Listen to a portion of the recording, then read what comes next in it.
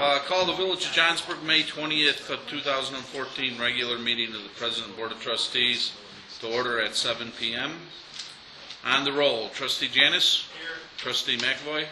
Trustee Heeman. Trustee Clemstein. Here. And we stand for the Pledge of Allegiance, please. I pledge allegiance to the flag of the United States of America and to the republic for which it stands, one nation, under God, indivisible, with liberty and justice for all.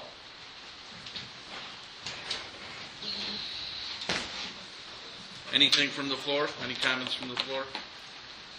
With there being none, I'll entertain a motion to approve the item on this agenda. Motion by Trustee McAvoy, seconded by Trustee Janus. Oh, okay. Motion by Trustee Janus, seconded by Trustee McAvoy. Discussion on the motion.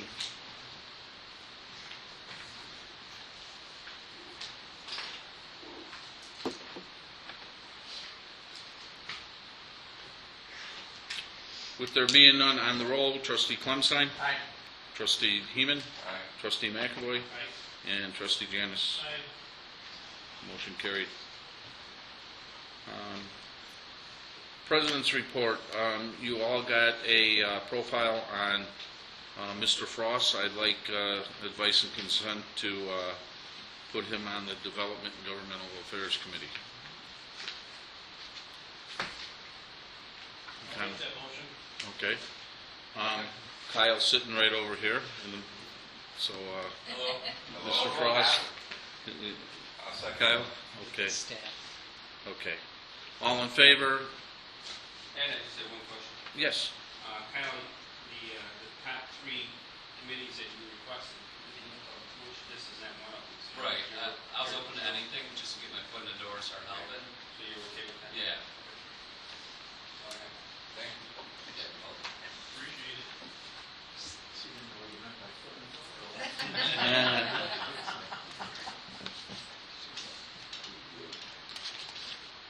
Okay.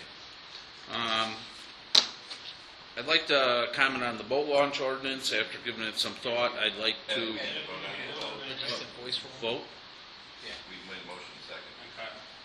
We don't need a motion at all. We need is consent, and I said all in favor, so All right. I gotta go. okay. And you all said aye, I thought. So. Thank you. Thank you.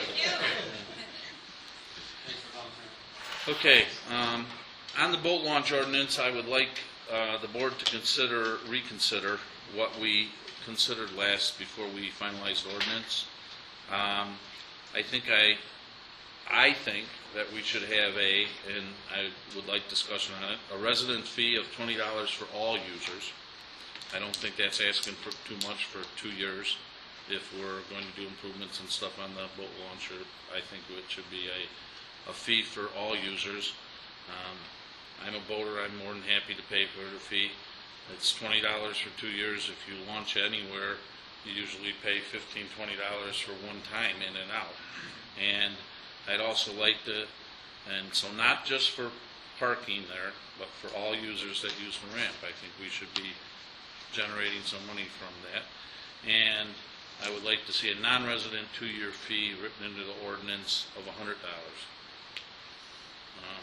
All the villages are doing that. I mean, they're collecting fees. If you're not even in McHenry, if you use McBark and you're a resident, you pay a fee, and a non-resident pays another fee. Okay. It costs money to keep all these things going. We want to do improvements to the boat launch. We got a list, and if you go to Paradise Cove and launch a boat, you pay what, $25 for an in and out one time. We're asking our residents to pay $20 for 2 years, and they can go in and out as much as they want. So I don't think that's being extravagant. Plus, we have some control of who's going in and out. And it would just be the regular vehicle sticker that you would display in your car. And it's not like we're going to have a cop sitting down there ticketing everybody, but if you go in and the cop happens to go by and you don't do it, we're going to hit you for the $20 or the ticket, the price of the ticket. Okay. So, go ahead. I guess Trustee the only Gill. thing that concerns me is the parking situation. How, especially if we're gonna be allowing non-residents in there, and we know that that one resident is very concerned about how things go on down at that launch. How do you think we're gonna be able to control that? Well, I think what you control it by is you put a sign up saying that additional parking. Kevin and I were out on Saturday. It's what we clocked it both ways. We clocked where we talked about putting parking down in the end of Riverdale. It's a tenth of where we were going to add parking and add for. We had the plan 5, 6, 7 years ago, and we were going to spend a boatload of money there. It's a tenth of a mile more if you come up here. You put parking in the parking lot next to us here and say, put some signs up, trailer parking from here to here, and let them park. Do you feel that we should be polling the residents about how they feel about that, if we're going to be parking at the end of Riverdale? I mean, They're not going to be parking at the end of Riverdale. That's what Kevin and I looked into. We looked into that. That plan goes back about 6, 7 years. Right. Okay, so we measured it off, it's a tenth of a mile from the boat ramp to. Difference. We were proposing okay. at the end of Riverdale. And quite honestly, with the construction costs and everything else that we have to do down there to make a parking lot. Right. We have a parking lot here at 90% of the times it's empty, and it's 2 tenths of a mile. So the overflow option is here. Right. We're still going to have room. We're still talking about improving that parking where you pull out and go off to the side like this, and you won't have to back all the way down that lane that you'll back Well, that's in. a good idea. Kevin, we're still talking about improving that parking situation, and we had the plan like this, and then you back in like this that I asked Tim after- came up with, and After we looked at the Big Bang and what the cells and our cost for us to do everything there, I asked Tim to take a look at it and see what we could do over a few years and phase it in. So that's. where we're at, right? Good. But yeah, that's what we're talking about. Trustee Janice. We're going to designate a group of spaces over here so that it doesn't interfere with the sports organizations on the weekends. Sure. And Yeah. Actually, Sunnyside Park is pretty much busy during the morning and during the week. The weekends aren't busy, but you could have that situation. I mean, we've had a few people rent the park for a wedding, last summer, and then they, so so, keep the trailers Right. separate from. Well, we thought Right. about taking the backside of the parking area there and lining it for boat trailer parking. So you might, we're not talking a lot, maybe 4 or 5. Is there room between the edge of pavement on the grass area to where the trailers could Yeah. pull in, back them in, and let the trailers in the grass and leave the cars on the hard Well, I don't surface? know where our property line is there. Is it like 5, 10 feet, or is it more than I that? have to take a look. I think there's more than that. But let's look at that. That's a good idea, Tim. Yeah. Where the trailer would go in the grass and the car would be back. Ed, do you have any projections, I'm sorry to interrupt, on how many boat stickers will be sold and non-resident versus resident? How much is it going to take more capacity out of the staff time, the club and staff to process the stickers like we have with the other stickers? Or are you just saying a fraction of these will probably be sold? Well, you know what? I think that people, non-residents that use the ramp should be contributing. Especially if we improve it and make it a nice wide ramp, more people will use it. Because it's it's a quiet spot. We're going to try to improve the radius, the width of the ramp, the pier, and that you're not try to alleviate some of the problem for George down there too, because he's always excited. But and I know George. It's a sentimental value to him. His wife's grandfather donated the land for the ramp, and I understand George's, but he doesn't own it anymore. So it's not his. But in answer to your question, will that dollar amount offset it? No, not certainly as we look long term at major capital improvements, but it's a stepping stone. At the current time, understand that even non-residents could launch there if they're not parking there. They could launch there, drive their car back home if they just live right out here outside the village and have somebody pick them up. Right. So that's currently happening already. What we're saying is we need to find a way to help try to recoup some of that cost. And I think as Kevin and Tim work on this plan and we look at what kind of capital improvements we'll do, if there's grant money available and, what kind of investment we have to make, we may have to relook at that, especially as it applies to non-residents. Right. Because at least with residents, they are contributing tax And dollars. to help. we're not asking for an exorbitant amount. No, I think it's very, I don't know if it's high enough, in some aspects for the non-residents, the question, that's it. If you launch one 5 times. That's why I said, let's, keep it low, see how it works. Is it doable? Does it work well? And we get an idea of what the need is too, Sure. of how much improvements we need to do. Gives us an idea.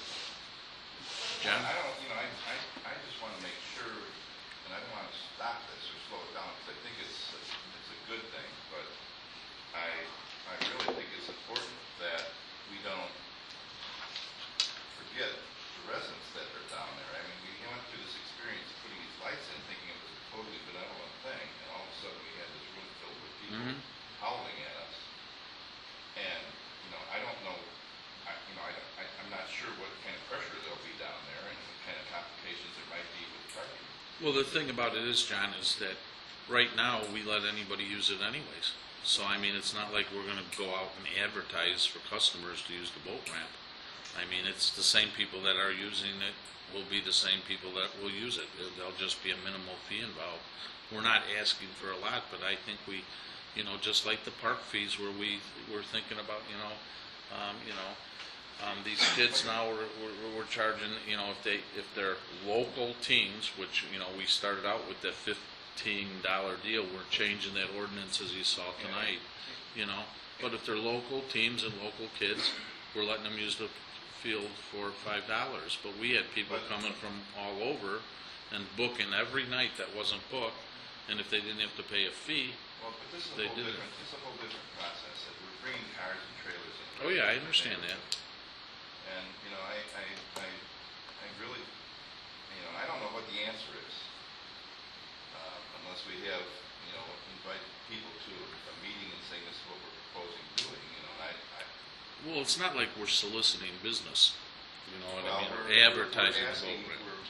we're allowing non-residents to go into our neighborhood. with their vehicle. But they can But we do, currently do. we currently do. Well, yeah, but this is gonna be a policy now. This is just kind of understood that we just kind of let it happen. Well, no, they currently have a fee that they pay too, right now, a daily pass if they're not a resident. So, but quite honestly, I think it was $20 a day or something like that? Right.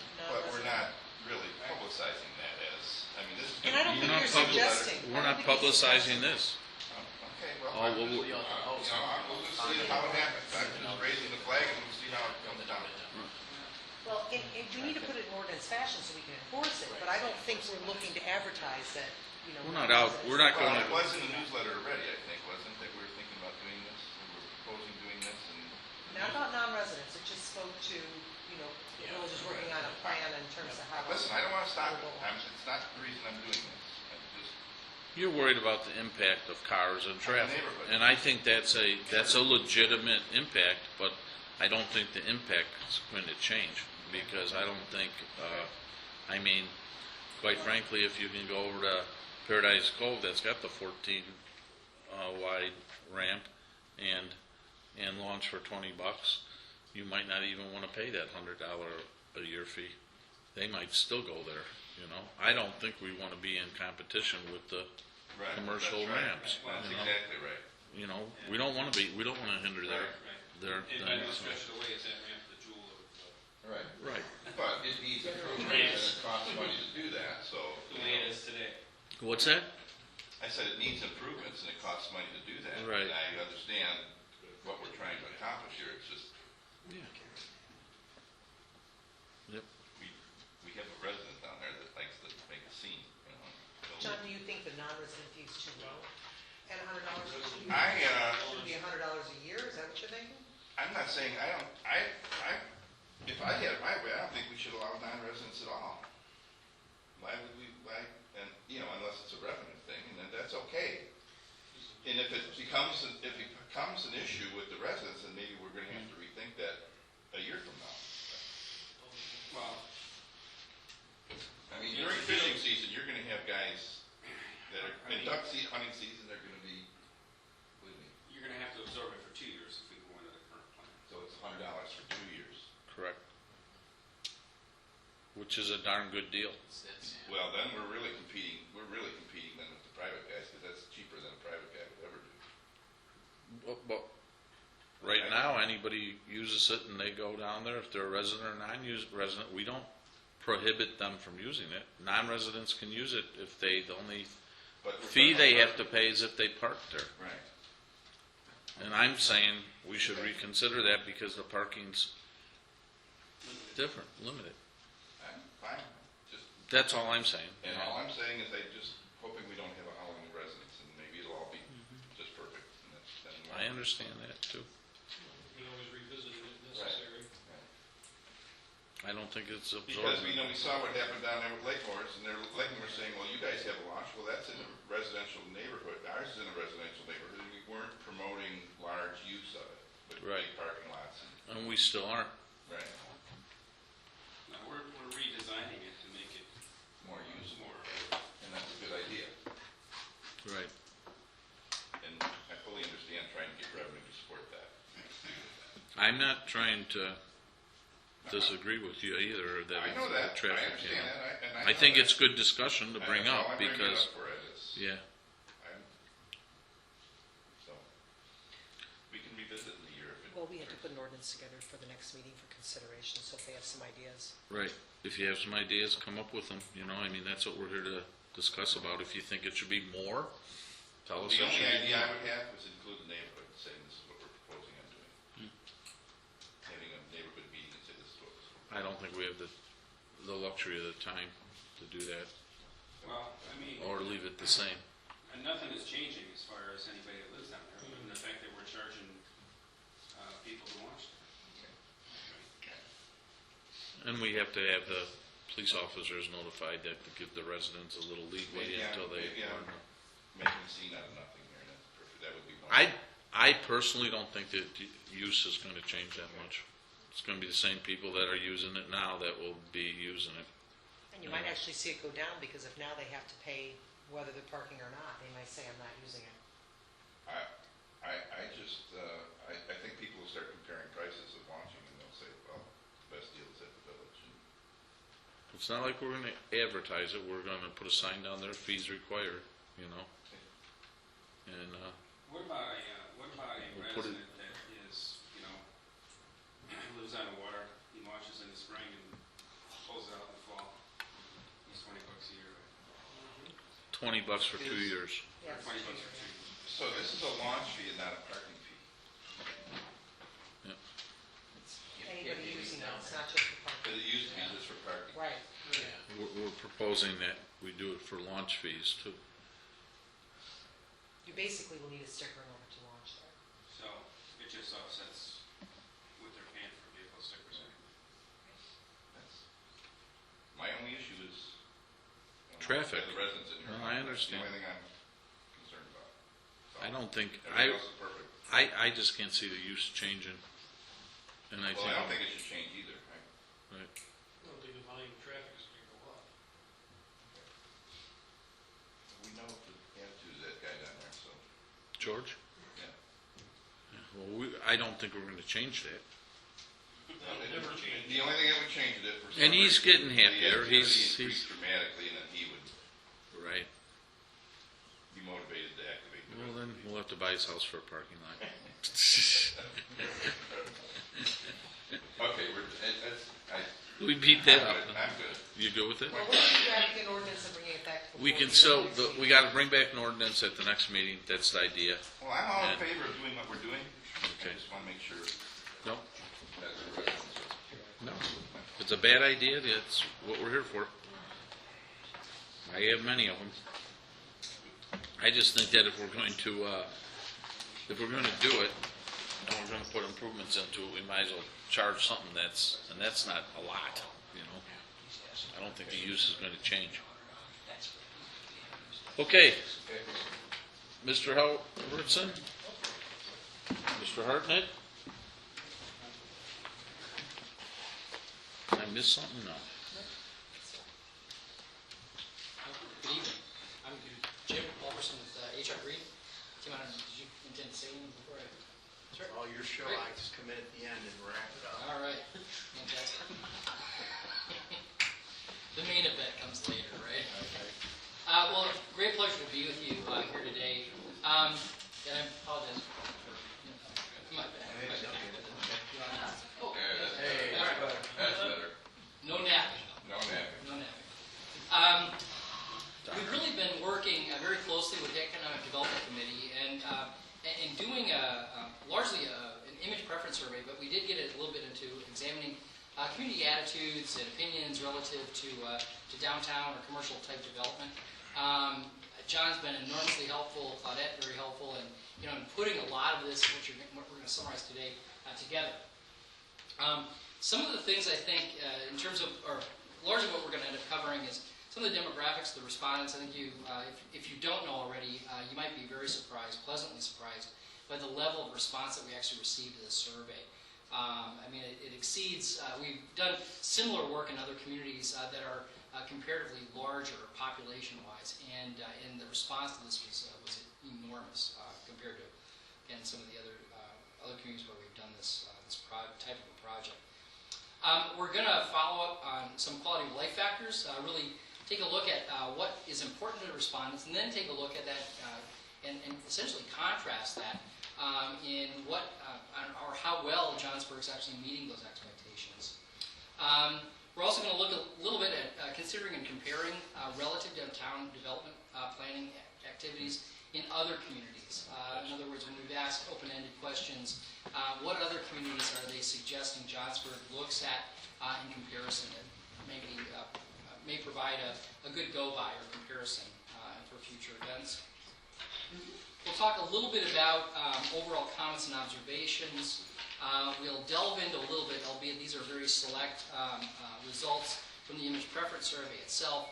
Once we get to that section, I'll describe that in a little bit more detail in terms of what it really does and what you can infer from it.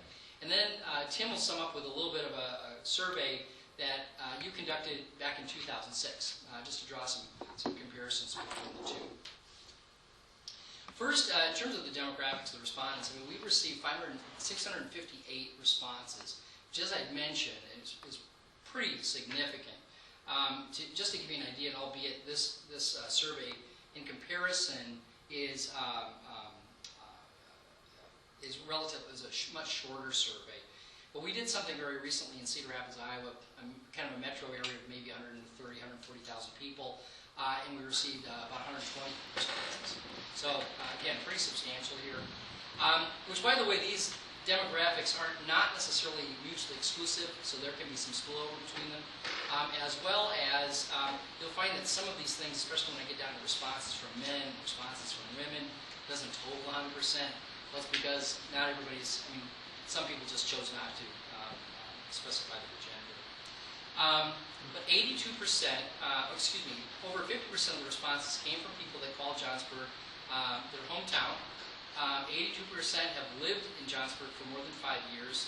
And I think that's good in the sense of trying to get a little better pulse and maybe a better understanding about attitudes and opinions, being that most of the people will associate themselves with being from Johnsburg. Approximately 4% lived in Johnsburg, but moved to a different community. We were also kind of looking at this largely to see who may have been here and then moved away for a variety of reasons, maybe employment or for other reasons. So that we might be able to make some inferences on that front. And 3% visit Johnsburg frequently but live outside the community. About 17% work in Johnsburg, and about 43% shop, purchase professional services, things of that nature here in Johnsburg. I'd say outside of, I guess what I would characterize the younger population, most of our responses came from kind of the working group, as well as those that might be transitioning into retirement. As I mentioned a little earlier, what we really tried to do with this survey is kind of look at things that people value. And we provided a pretty what I would consider to be a good cross-representative group of quality of life factors, just with the simple question of what's important. What's very important, somewhat important, or not important at all. And what I've really drawn some emphasis on, where you'll see some highlighted areas, all I was really looking pretty arbitrarily is at which of those exceed 50%. Okay, so you can, or in terms of being very important. So you can see quality education, crime, accessible access to recreational opportunities, sidewalks and pathways, access to retail business, and appearance of the community are those that kind of rank higher in that respect. Then, in contrast with that, we wanted to take a look at how well does Johnsburg then meet those expectations. And we also asked this in a couple of different ways. The first way was really just to highlight those same issues and then say, okay, are they meeting all expectations, meeting a majority of expectations, meeting some but not all, or failing to meet certain expectations. And while I do not mean to put this in a negative context, I have to admit that part of what I look at with an assignment like this is really looking at things that need improvement. Okay, so that really gives us some kind of arms us with things that we know we need to focus our attention on. Albeit that, I mean, if the village were to complete this kind of a survey down the road, let's say 5, 6, 7 years from now, one of the things you might look for, especially in areas where it's meeting all expectations or meeting a majority of those expectations, if you start seeing some slippage, that might mean that we need to draw a little greater attention to something like this. So when you start looking at access to recreation, and by the way, I do have a slide that kind of sums all this stuff up, so you have to commit a lot before you draw some comparisons. But those that I thought really raised some interesting, I guess some interesting perspective, recognizing that access to recreational opportunities was something that they valued and considered to be pretty high. But granted, I mean, you do have an overwhelming majority that kind of where it meets or all expectations or the majority of those expectations. This also, where you have meets some but not all, and then fails to meet, this might be an area where there could be a little bit of slippage, if you will. Not that that's necessarily a word, but it fits. It fits for purposes today. Sidewalks and pathways, I guess, as an individual who's not from Johnsburg, I know that when I was some time back, when I was just becoming more familiar with the community, that's probably one of the things that I raised as a question with Tim, is just, I just really noticed the absence of pedestrian access and what that was all about. So, I mean, at least from my outside perspective, that result really wasn't terribly surprising to me. Access to retail, again, that's an area that people put a fair amount of stock in, and I think this is an area as well where you're starting to approach, 45%, 46%, where you're kind of falling into this meeting some but not all, and fails to meet, is probably an area at least deserving some level of attention. And then certainly the appearance of the community as well. Now, we also, and this is kind of the flip side of the way we also raise this question, we just put out a series of statements, very definitive statements, and really wanted to gauge the community based on, do you completely agree with the statement, and you can see how we've kind of characterized those responses. So when you start looking at, from a community's perspective, Economic Development Committee, economic development-based organizations, on things that, how can we develop a work plan that is more consistent with trying to get at some things based on the perceptions of parties that completed this. Needing more jobs that pay livable wages, I think, is really an area of focus. It might lead some communities to say, and granted this is focused specifically on downtown-related type activities, but it might suggest that, well, we really want to focus our energies on trying to attract more professional service organizations into the community to set up shop, so to speak. Also looking at Johnsburg residents have to travel to surrounding communities for retail shopping options. And when you see, a lot of people agreeing with that, again, it does suggest that maybe there's an opportunity to kind of capture some of what would otherwise commute elsewhere and kind of capture that market here in the village. Again, pedestrian transportation provides safe and reasonable access. I think, again, there's some real concerns raised in that respect. As well as the aspect of looking at aesthetically pleasing Johnsburg roads. And I think that, at least in my opinion, we're turning the corner on that, no pun intended. But I think that there are some things just happening with respect to Johnsburg Road. I mean, I know that you really developed and created kind of a palette of lighting, streetscape type improvements that you intend to implement as funds are available and as certain types of development materializes. Also, transportation systems are particularly safe at intersections. Again, this is really where you look at vehicles and pedestrians, bicycles, things of that nature. Again, looking at that, it's a little bit of an offshoot of not just about pedestrian, but even about how different forms of transportation work together. And then also looking at commercial districts that have a real distinct design characteristic, are more definitive. And again, that's an area that most find that they either disagree with the statement in part or completely disagree with it. And I also think there's things that can be done to kind of cultivate more of a brand, if you will, within some of these downtown areas, and well, essentially do that, just to essentially brand those areas. So if we kind of package all of this, I mean, what does it really, what does it tell us? I think from a physical improvement perspective, I mean, the attention to aesthetics, again, when you look at 81% citing the importance of aesthetics, and then we really have about 9% that say that those issues are being fully addressed. Again, that's an area probably that deserves some attention.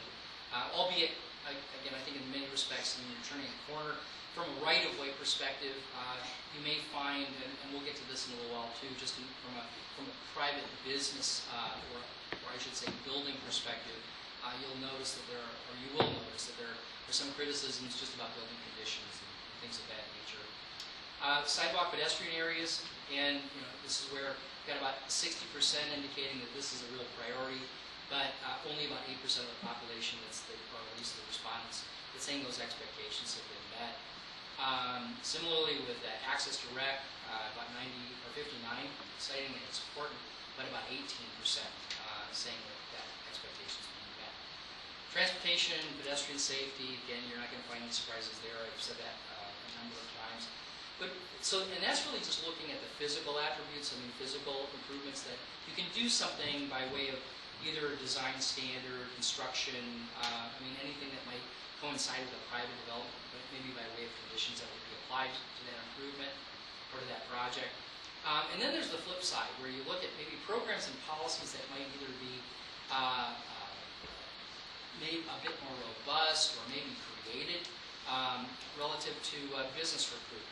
Okay, especially when we're talking about base employment, more livable wage type positions. Retail, obviously, I think that that capturing part of that market so people aren't having to necessarily commute elsewhere. Public safety, again, I think that some properties were identified, at least in the comments section, for certain criminal activities that have been occurring, and that is really more in the unvarnished version, if you will, of the report. And recreational facilities, again, is another thing where we're just drawing a contrast between what people establish as a priority and ultimately how those expectations are met. Now, keep in mind that we are, and you might even find that some of the factors that we're discussing here, I mean, the village has very little, if any, control over education being one of them. But I do think that in the broader context, I mean, as I was working with John's committee, I think that there was a real focus on, well, let's really get our arms all the way around this issue on a more comprehensive level, and say, I mean, there might be some things that, even though they're outside the auspices of the village, there still may be things where we can extend kind of an arm to the school district and see how might we improve this, park district, and likewise. It's a little early. Really. Sorry about that.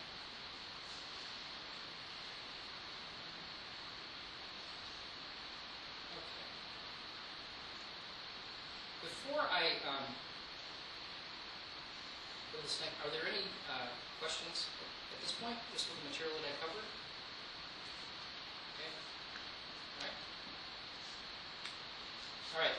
One of the other things we did, as well as we take a look at just benchmark communities, we asked respondents to identify one or two communities that they've visited anywhere with respect to something where you see some attributes that you'd really like to see brought, maybe back to Johnsburg, or Johnsburg could use as a basis in comparison. And there were a total of 64 communities that were identified by those respondents, and I just created a list of those that had at least 10 or more people saying this community. And I think, Crystal Lake was by and far probably the most frequently cited community. And many of these others, you'll notice below. But a lot of what you hear in terms of the comments were really about the history of the structures, the quaintness of the downtown area. A lot of times they'll even get into the weeds on ideas of having like outdoor cafe type things where you can literally eat inside, but you might also be able to sit and have something out on the sidewalk area, pedestrian area.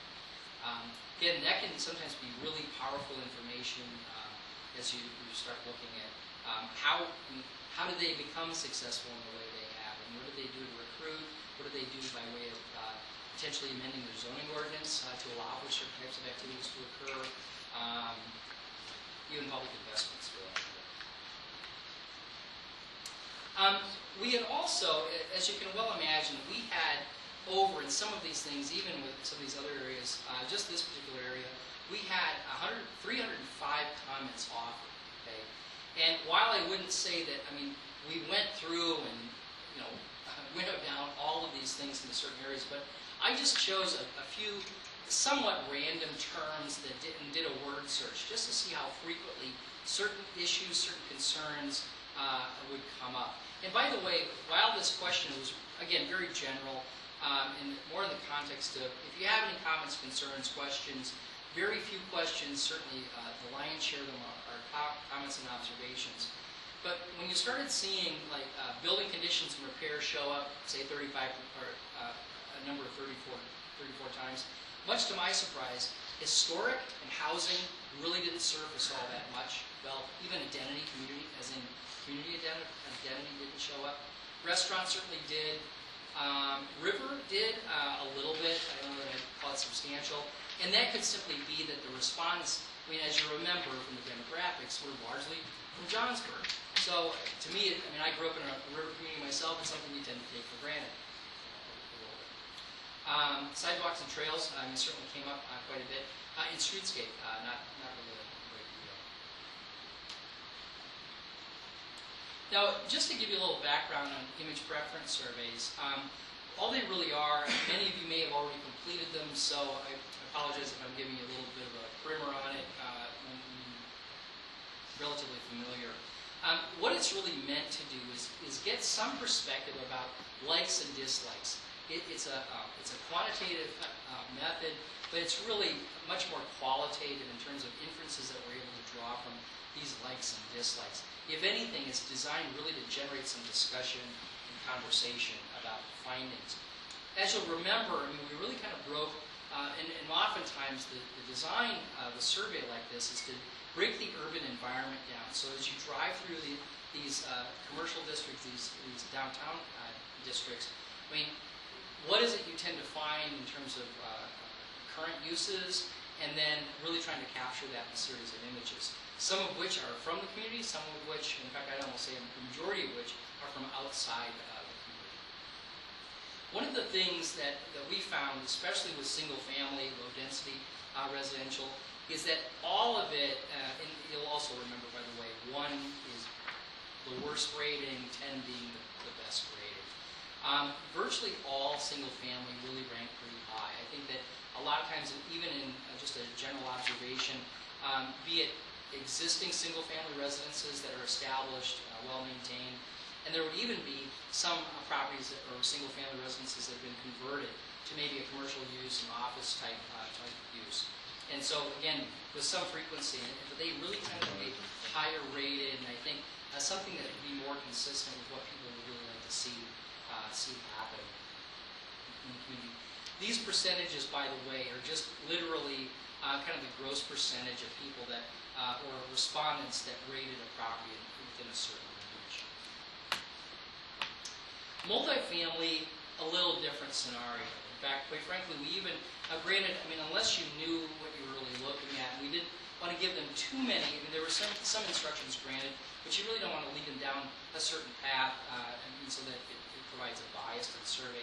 But some of these images portray a mixed-use type project, and quite frankly, multifamily really did not rank high in many areas. I'd say the more you could take maybe a townhome type concept or a zero lot type multifamily development duplex type unit. Those could, and the more they could look like a low density or a single family unit, those generally generated a more favorable rating. But for the most part, multifamily just didn't really capture folks all that much. I think it does raise some interesting points. I mean, if you were to look at this beyond just the very narrow focus of a survey like this, and let's say, for example, you had a large parcel of land within an area, you had a developer that was proposing something more on the order of like a planned unit development that integrated a lot of different uses. You got some commercial, some professional office, some residential, some of which may be high density. Just because, I mean, from a financial perspective, it would really drive a project like that a little easier. It would be interesting to see how a development like that might be rated in Johnsburg. But on its face, anyway, the multifamily just wasn't given more overly enamored with it. So with respect to open space, again, I think that the more passive the open space, in other words, if it's not really programmed, you don't have a specific activity going on, it really didn't, I'd say if it was well manicured, well kept, it would generate a good rating. But those were specific activities, and you can see on the right-hand side of these images really portray it could be a concert, it could be a community theater type thing, just an activity that's meant to be more family-oriented, or a farmer's market, maybe art in a park kind of thing. Those tend to generate a higher response, or at least more favorable ratings. And I think a lot of times just because that time was programmed. Okay. Sometimes, again, I will admit that I was a little surprised by like the 26% rating for one of the school parks, here in town. But I think some of that, even as we talked about that within the committee, I think some folks just kind of attribute that, well, I see that every day.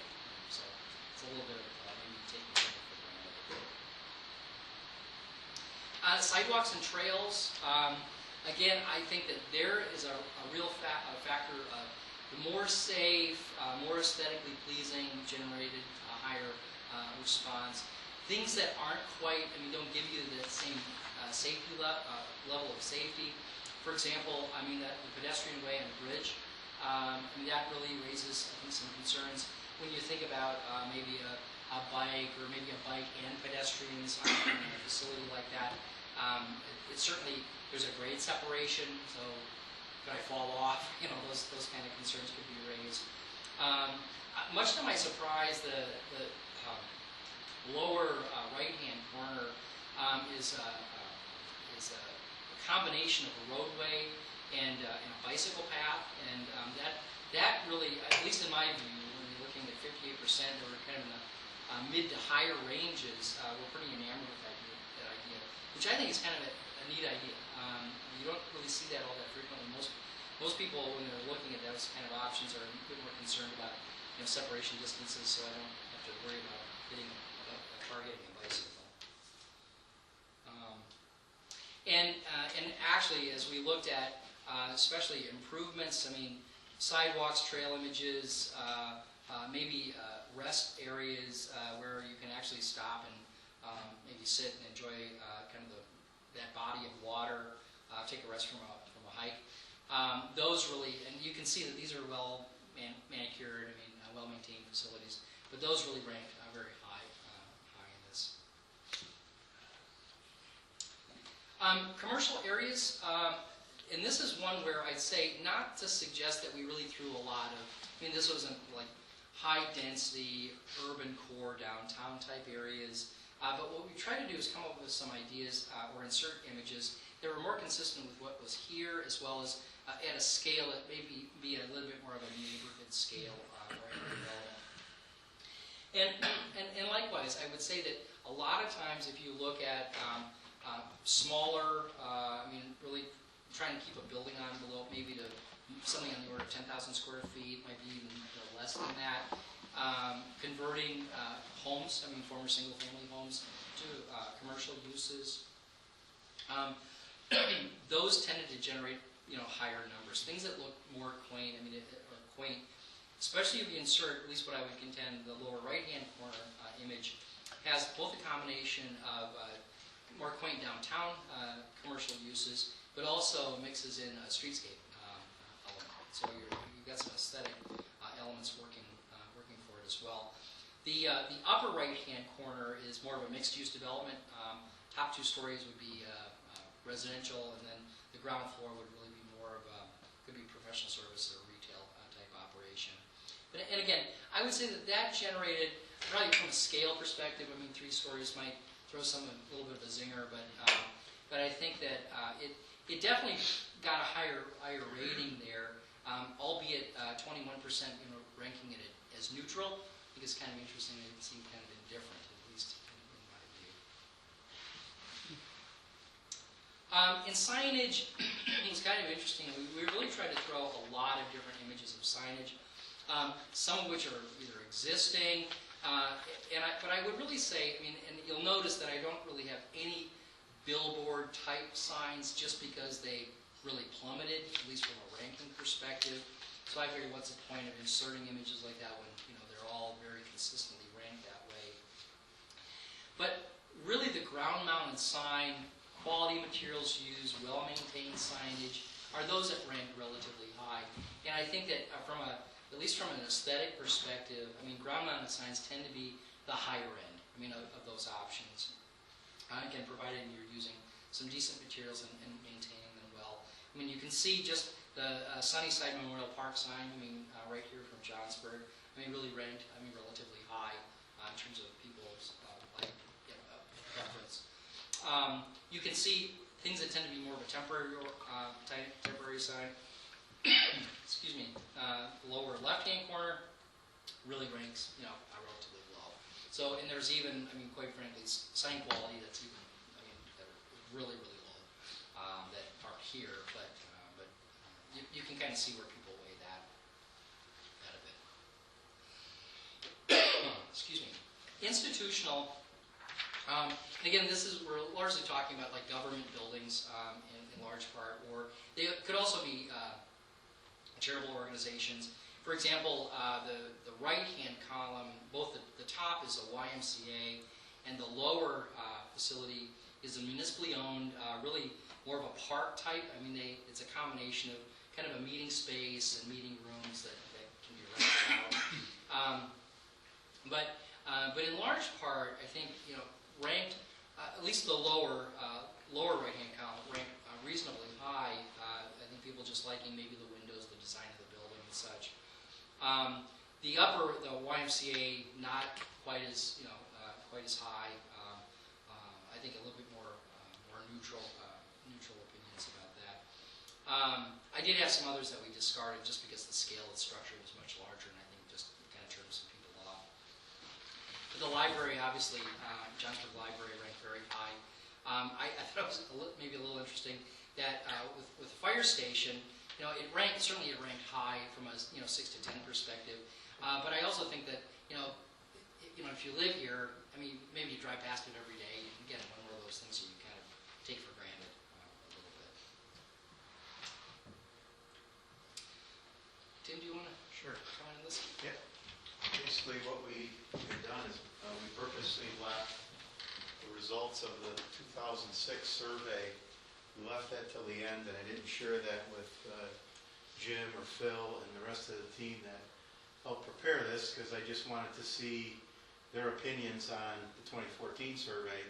And then after we were all done and they presented to Claudette and to John and EDC, John sent us the survey results. And I just thought it would be interesting for everyone to see that back in 2006, the, 30 people that responded, out of all the ones that were sent out. it was 82 out of 82. Out of 82 people. These are stakeholders, Yep. owners of property. Okay. And so we thought it'd be interesting to show that, I'll just write down a list here, need for more dining in the downtown. We understand that. That's why we're working on this plan. That's why we put the surveys out. And based on some of the next steps that we'll be taking, we can certainly identify different areas, land uses for those various opportunities based on their locations, some of the opportunities, constraints, and things like that. So that, to me, the top issue we're continuing to work on, even since '06. Create events such as art fairs, farmer market, etc. Back in '06, that was the number 2 issue. As you saw from the survey, it's still something that people are interested in participating in. We still have Sophinsville, we have Celebration in the park, we have, the newly dedicated Rescue Squad Park, we have the ice skating rink, and again, from what I hear, and Janice and others working on, is exactly that. The art fairs, the farmers markets, music, things like that are all moving forward. So we're kind of, the point I'm making is here is that we're either accomplishing these things in manageable chunks, or in the next few slides you'll see that we're actually listening to what they're saying, and we're actually making it happen. Because the downtown needs to be planned, absolutely, and that's what we're working on for the last year and a half, and we're going to continue to work on that, so that when development comes back and when opportunities arise, we will be ready, and we'll share with them according to what the people and the committees and the board states where they like things. We can share that with people. So the answer to that is yes, and we're working on it. Should sidewalk improvements be made? Absolutely, and guess what? We're working on that. Johnsburg Road Phase 1 is done from Spring Grove Road to Rescue Squad Park. Phase 2 will connect us to St. John's and to Johnsburg Road.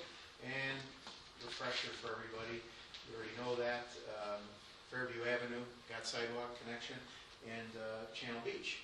And again, as funds are available and as priorities come to the top, we'll continue to work on sidewalk improvements.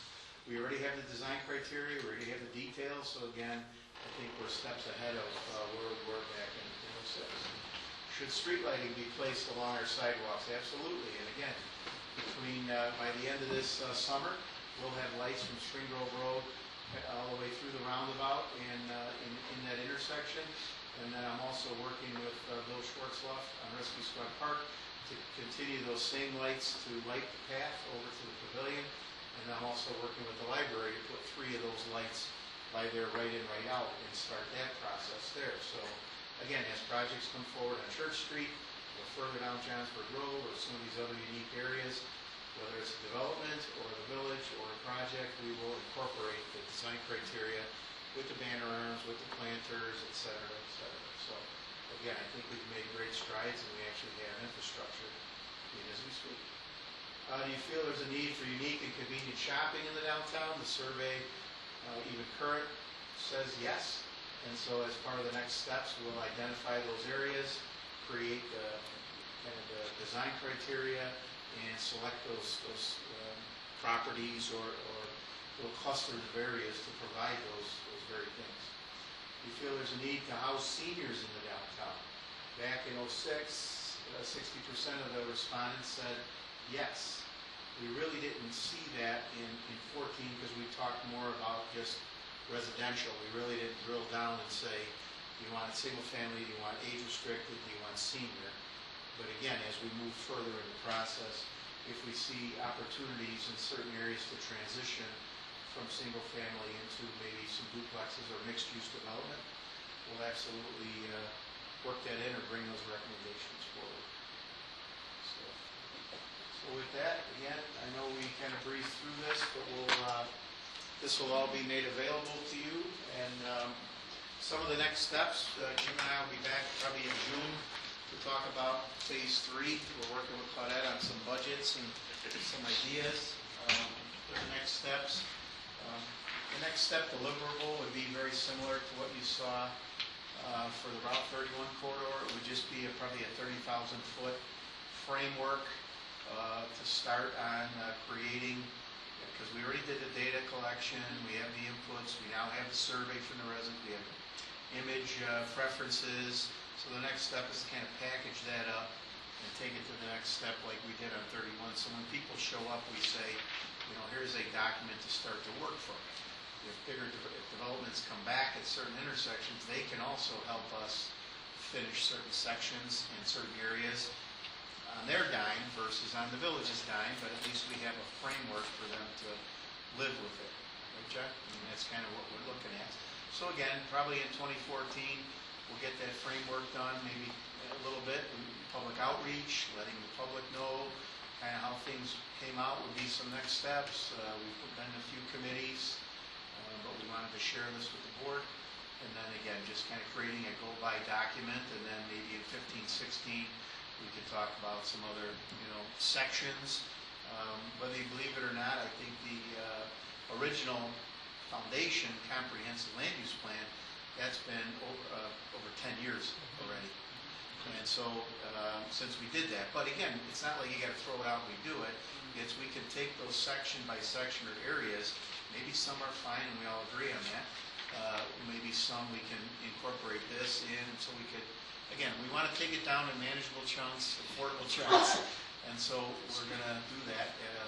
But we just don't want to, get to this point and stop. So we want to get the next phase going, and so that we can kind of use this document. Again, we are seeing in other communities, we're starting to see developers, banks, investors, they're all coming back to see what's available. Greg, you can attest to that. We're having more meetings now with, people that are interested, so that's a good sign.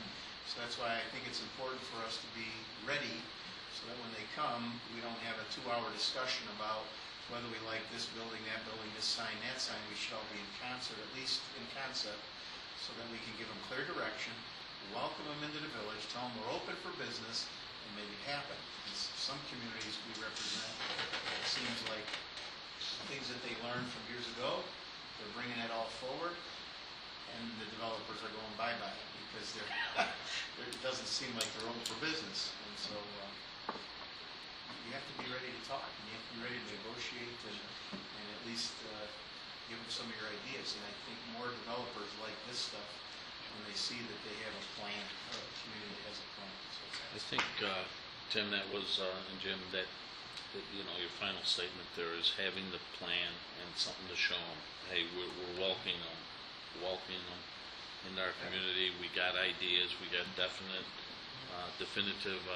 ideas, and John's been working hard at that for a long time. And like you said, we're open for business. We're there. We're going to get more in. I think we've come leaps and bounds from the last 20 years, and I think we can do more leaps and bounds in the next one. John. So good job, I think. Yeah, what was your committee's response? I mean, they were. I'm going to hear more from tomorrow night. Okay. We're going to have an in-depth discussion. Try to do a little bit more. Okay. Jim made the presentation. There were little critiques about small stuff, not anything. I think they pretty much expected the results that we got. Put a lot of time in, I know. So. Yeah. Because it was our observations were pretty much similar to what the results of the survey said. But what I'm really happy about is the little things that we've done in the past and that we planned in the past as improvements on Johnsburg Road, as we all know, are going to be a huge. Yep. Because people just don't realize how things can be until they're done. And I'm really thankful that Janice has grabbed this a little bit and is interested in starting with the ice skating rink and now maybe some art park and some Friday evening movie events and whatever. Because I think once those start attracting crowds, people in the community are going to say, well, maybe there's opportunities for something else. Take advantage of those crowds, buying properties up and providing the services those crowds might need. So I think we're doing this the right way, because I really got the sense still that Johnsburg doesn't know what Johnsburg's downtown really wants to be. I don't think we're completely definitive about that yet. I think we probably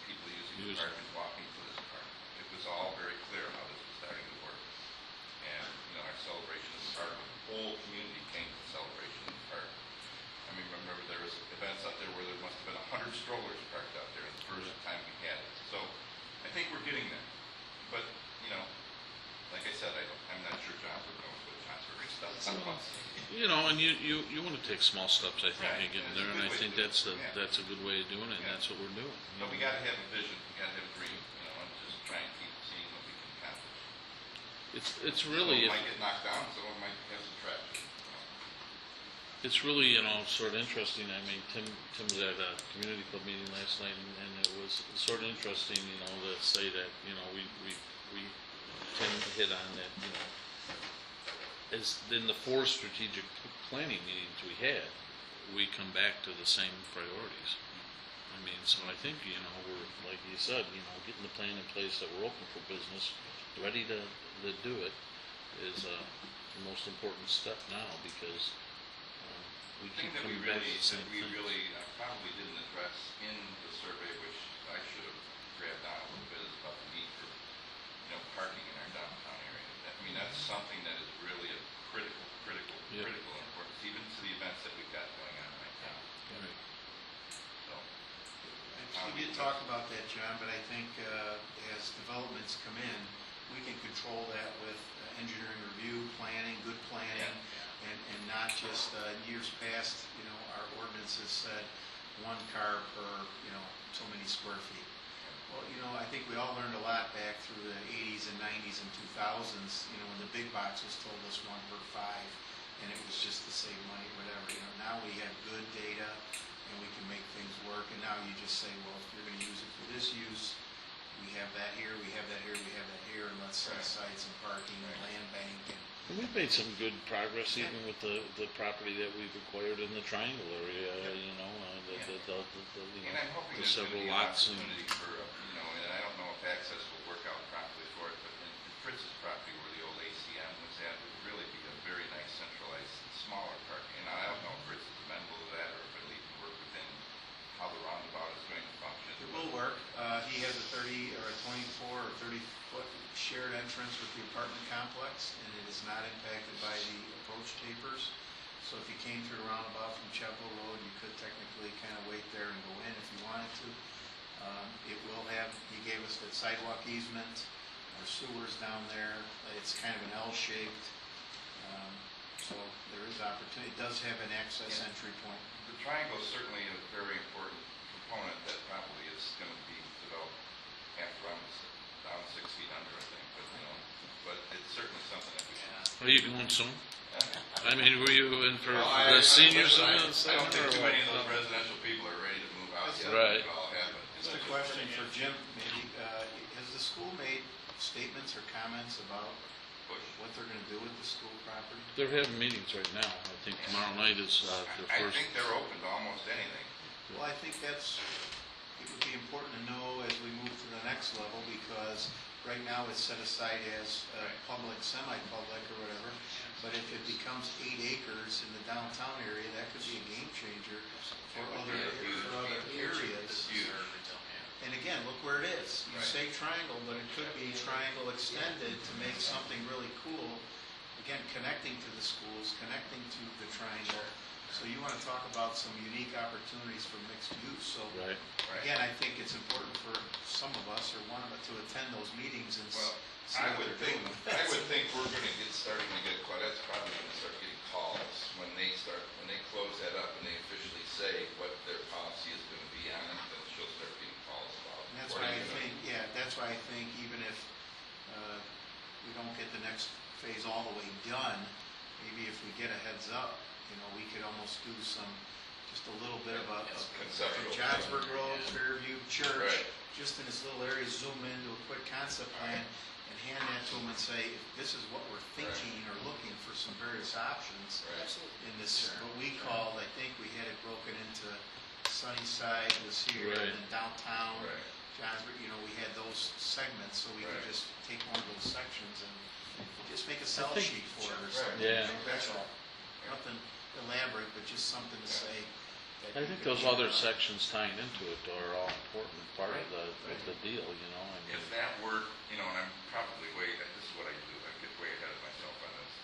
But if something was going to be proposed there, we really need to think about how we're going to, that's a public water supply need for that facility, if somebody would buy it. Yeah.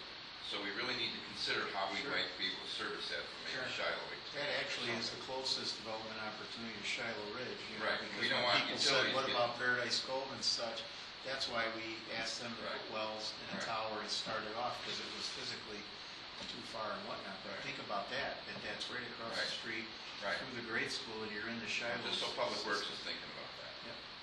Long range. But again, we haven't heard anything different for 20-plus years I've been here, No. so it's Right. always been a school site, so we've never thought of it Right. like that. Right. We've always thought of a tower or something on the Right. junior high because of its elevation and whatnot, and we knew the well house we had there, but we could also put another well. Right. So then, here we go, there goes our water system. Start looking at it as the opportunity. Right. And if we could get, and I don't know if the site's large enough at Shiloh site, if we could get a water tower up there, that might, that's a really nice elevation up there. That may work if we could get it developed. That's just cool. If a development comes in, and it's. I'm sure they're gonna ask for that right off the get-go, the availability of public water in that facility. And that's, Do remember, we the even data have this collection, meeting extended certain to areas Thursday night, so had we can water, pass that ordinance? some through Utilities Inc. Some We don't want had- Utilities I Inc. know, in there. some had Shiloh, No way. adjacent to Shiloh, some had sewer, some No, I'm didn't. talking about So the those next were all Thursday things that in the meeting next of the step, whole. a chart would come out and say, welcome, Right. if you're looking for sewer, come here. If you I need would water, entertain a motion to recess. it's huge. It is huge, yeah. Senior housing requires fire protection, water, and sprinkler.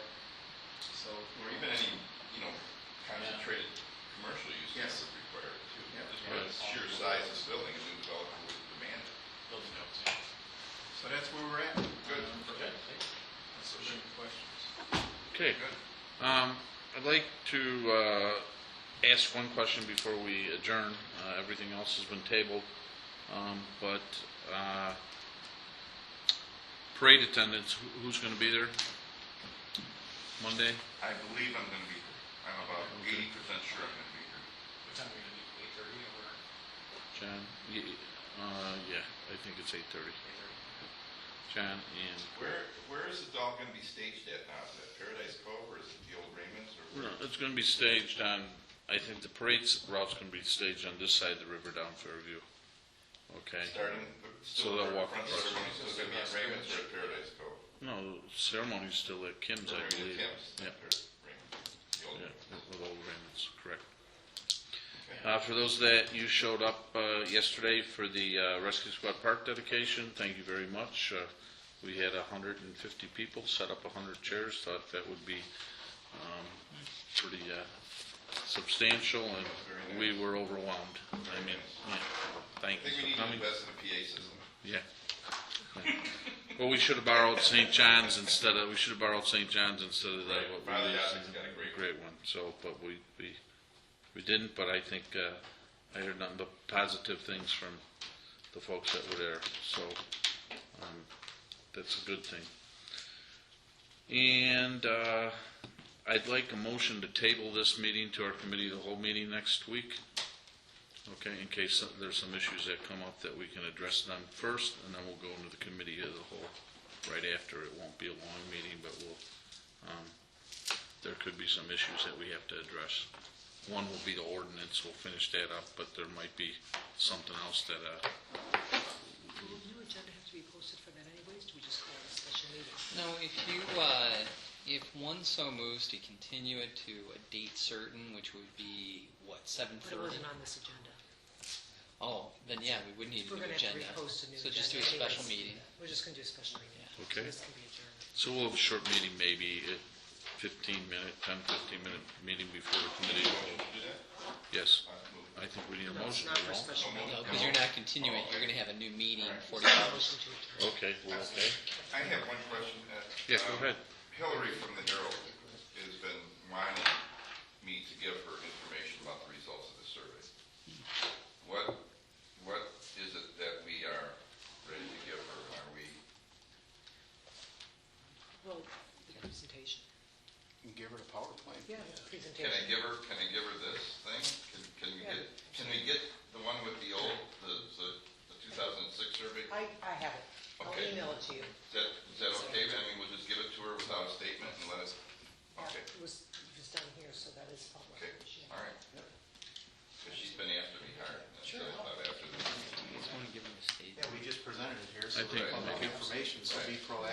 send it to her. Maybe we should make If a she has statement. time, Anxious to do a nice article about If it. she has time to If she'll come and do a just nice walk article. through it with you guys or something, that might be a benefit. Maybe. She'll interview. If you just hand it to her, Yeah, she'll give her, we'll give her that. What? We should write a statement for her so that. Well, that's what we're talking. Well, the document. I don't, So, I think we don't want to talk about that right okay. Put it now. now. Yeah, We'll work on that together, Charlie. you guys can. Okay. Okay, entertain a motion to adjourn. So moved. Motion made by trustee Heeman, seconded by trustee Clemstein. Discussion on the motion, trustee Janice, trustee Heeman, and trustee Clemstein.